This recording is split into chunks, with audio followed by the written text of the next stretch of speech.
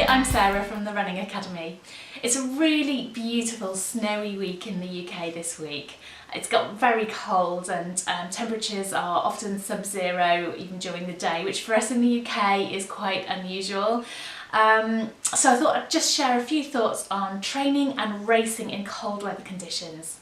Now, the first thing to say is that you do need to apply common sense. If conditions are really treacherous, then you may need to skip runs, but often in cold weather you can still get out there and fit in your training if you apply common sense and if you dress appropriately. So just a few thoughts on how to go about doing that and how you can still fit in those training runs despite the conditions. Getting your clothing right can be a bit of a challenge, and that's partly because you often feel different midway through a run from how you feel when you first set off. You know, you'll typically have warmed up when you're halfway through a run compared with how you feel on the first step. So one way to help yourself with that is to warm up well before you set off. So gently raising your heart rate, doing some mobilisation exercises to get your body warm and ready for running will really help. Ideally, you probably want to go outside to do a very brisk walk or a jog before you start, and wear an extra layer or two to do that, and then come back in and do some more exercises like ankle circles, hip circles, high knees, that kind of thing. But if it's hard to get out of the door in the first place before you go out running, then you can raise your heart rate inside. If you've got an exercise bike, jump on that for 5 minutes, try running up and down stairs for 5 minutes, even just jogging on the spot or doing some jumps can really help, just to get your body a little bit warmer before you set out. Then what to wear when you're actually out running? Well, wearing 2 or even 3 thin layers is often easier than wearing 1 thicker layer. And that's because you can be more flexible. So if you do warm up by midway through a run, you can take 1 layer off, maybe tie it around your waist, or think about adjusting your route so that you loop back past your starting point halfway through. So, you know, for example, come back to your house or car or whatever it is where you started, drop off an extra layer that you needed at the beginning but you don't need by halfway through. And then think about accessories. So this is really important because your extremities, your hands, face get really cold, and protecting those is really important. So a few accessories that you might want to think about. I love these, and you've probably got one yourself, a running buff or snood. These can be picked up pretty cheaply from a lot of places. In fact, a lot of race organisers now give these out in race packs, and they're very flexible because you can wear them in lots of different ways. So just wearing this around your neck can warm you up. Running gloves are important. When I actually have a thicker pair and a thinner pair. Most of the time my thin pair is fine. If I warm up by halfway through, I can just take them off and hold them in my hands, which is a little bit easier. I have my thicker pair too for cold conditions, and last night when I was out running I actually needed to wear both and I was still cold. And then a hat. So just an ordinary running hat is fine for most weather conditions, but you might also want to think about a peaked cap. Because I think that that's a really good way of protecting your face. So if it's actually raining or snowing, that extra layer of protection over your face really helps, and actually seems to help psychologically as well, because if you don't have the drops splashing in your face, you don't feel it quite as much. So think about that too. Now, the other thing is to be seen, so you need to think about wearing high-vis clothing, light clothing, which picks you out easily, and that's often because light conditions are poorer in the winter. You're more likely to be running in the dark, so really make sure that you can see and be seen.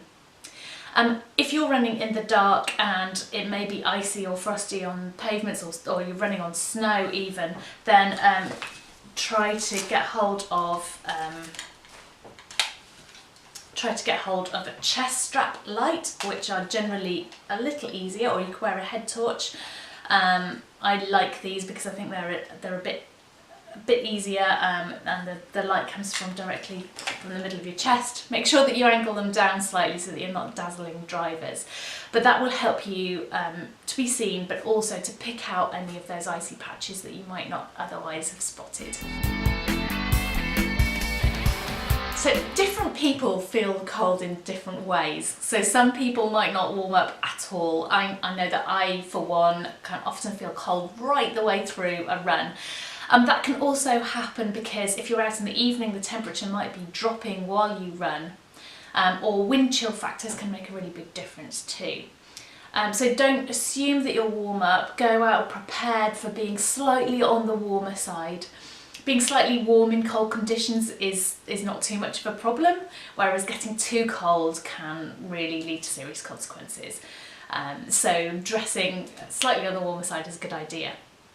Also, don't be too macho about it, and I'm trying not to be sexist here, but because it applies to everybody, but don't be proud about wearing warm clothing. It's much better to have a good training session rather than make yourself ill by being out in cold conditions and getting really chilly. If you really do feel the cold, you can also add extra layers on, like wear shorts over the top of running tights, maybe wear long socks underneath the running tights too.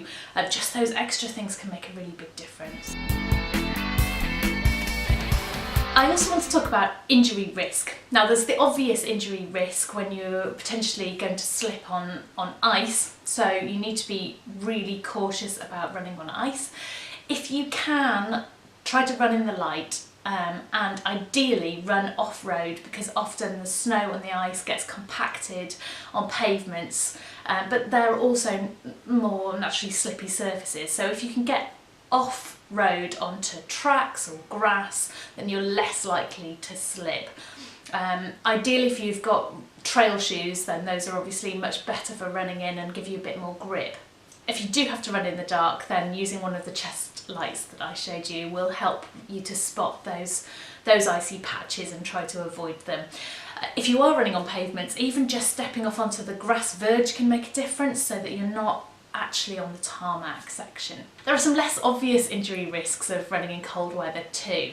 One of them being that it's really easy to tense up your muscles. So if you think about what you do when you shiver and you're hunching your shoulders and your arms are tighter, and actually that can affect all of the muscles in your body. Your leg muscles can be tighter and tenser in cold conditions in that sort of shivering motion.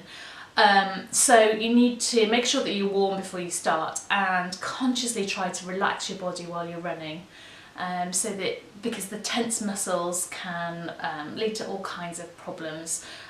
It can alter your gait, but it also lead to you being more likely to strain a muscle or to slip when you put your foot down because you're running in a slightly unnatural way. If you're running in the dark, which is more likely in winter evenings, then it's really important to be safe and to be seen.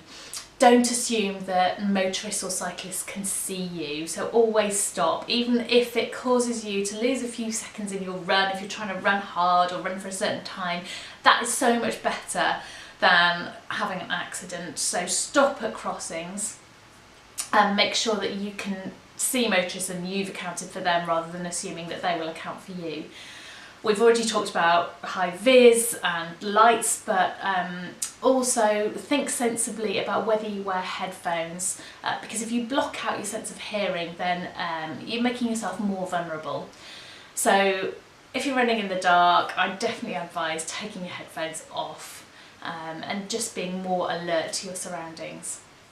If you can take a phone with you too, that's a really good idea in case you do run into difficulties. And if possible, tell someone where you've gone and how long you're likely to be. After your run, it's important not to get cold again, or if you are already cold, then to warm up as quickly as you can. It's surprising how quickly your body temperature can drop, even if you feel warm when you've just stopped running. Within a few minutes your body temperature can drop right down, so you need to avoid that happening. And there are some great ways to do that. So straight away, change your clothes. If your clothes are wet from sweating or from rain and snow, then those wet clothes can make you feel really cold quite quickly. So try to change into some dry sports clothes that you can do stretching in.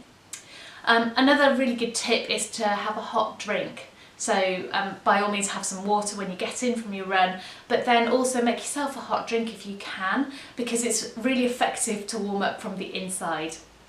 You might want to wait a few minutes before you jump into a hot shower, because that type of heat can cause your blood vessels to dilate too quickly, which can be quite painful. So if you get that painful sensation in the hands, if you put them into hot water, that can be avoided by allowing your body temperature to stabilise back to normal before you get in the shower. So change your clothes, have a hot drink, wait a few minutes before you have a warm shower, and just allow your body temperature to get back to normal. Let's talk about motivation, because it can be so much harder getting out in bad weather conditions in the middle of winter. So a couple of suggestions: try running with a friend. If you've arranged to meet somebody else, then you're more likely to go, and chatting on the way will keep you occupied and distracted. You've got somebody to share that sort of sense of camaraderie with, about the difficulty of the run, and to feel good with once you've done it. But also, don't allow yourself to get too distracted by making a decision about whether you go. If the conditions are okay, then just decide to go and get yourself straight out of the door without having that ongoing conversation with yourself about whether you should or whether you shouldn't, because that makes it so much harder just to get out there.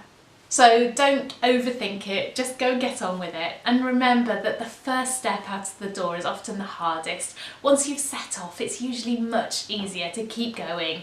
It's that decision to go in the first place that is the really tricky bit.